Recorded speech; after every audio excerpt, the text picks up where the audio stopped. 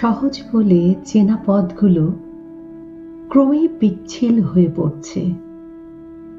বুকের ভেতর ভয় দানা বাঁধে।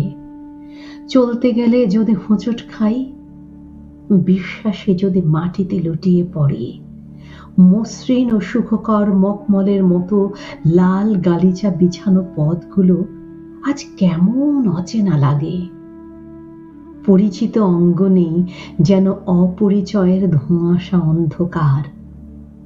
ব্যক্ত উচ্চারণগুলো আর কেবল শব্দ হয়ে থাকে না, আঘাতের তরবারির মতো ঝনঝন করে বাজে বোধের ভেতর।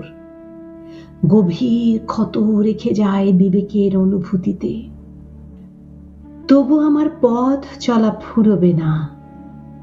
ভেঙে যাওয়ার আশঙ্কায় আমি পিছু হটব না। পিছিয়ে যাওয়া মানেই তো গির্জার ঘণ্টায় মৃত্যুর জয়ধ্বনি। তুমি প্রিয় দেশ, সে মৃতকাহন সহ্য করতে পারবে না। আমিও তা কামনা করি না। এই বিষম অধ্যায় চিরতরে বন্ধ হোক। সে দরজা তালা বন্ধ থাকুক, যেন আর কোনো শোক ভাষা খুঁজে না পায়।